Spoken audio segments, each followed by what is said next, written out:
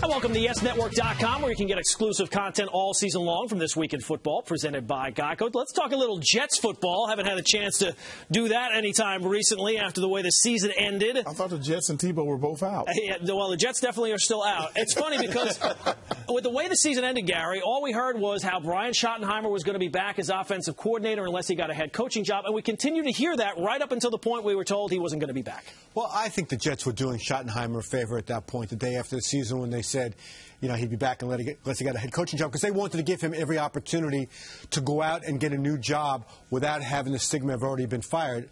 In addition to that, the fact that the Jets owe him $3.2 million over the next 2 years, they'd like Brian Schottenheimer to get a job to take him off the hook for some of that money. Yeah, I guess I just don't understand the strategy. Like, let's have a press conference where we say Brian Schottenheimer's going to be back unless he gets a head coaching job. He didn't get a head coaching job, and then you do. I don't know what the mindset is. Imagine that an NFL team wasn't exactly truthful. You know. Wow. Well, I get it, but I mean, is it worth ruining your credibility like that? Well, I mean, they didn't have a press conference just to say that. It was aren't there day other ways you can phrase it? Aren't there other things? I mean, they should have just said that all the coaches are under review, like always. It's just so Jets. It's just so Jets. Oh my goodness, guys! Look at the real problem. Sanchez. What are they going to do with this kid? You know, the whole year was Sanchez this, Sanchez that. At the end of the year, oh, he's really bad. Then they got people coming out quietly, not using their names and talking about him.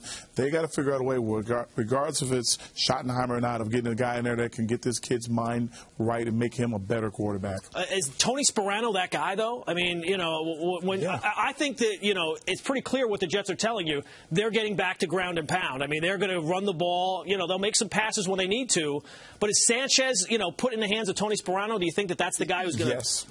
Yes, I do. What do you think, Gary? Well, I think this is the first time we can truly say that he'll be in control of an offense, because it really wasn't that way in Dallas, and, you know, it wasn't that way in Miami. I think this is, you know, a decision that it remains to be seen how it works out. Because you sound really sold on it, Gary. I don't know. Listen, I mean, here's the thing. Hopefully you're not doing their marketing campaign. Oh, wow. Yeah, Jets offense. We'll see how it works out. Jets offense 2012. It might work. All right, of course, you can get us all season long here on YesNetwork.com. This Week in Football, presented by Geico. We'll see you next time. Stumbling.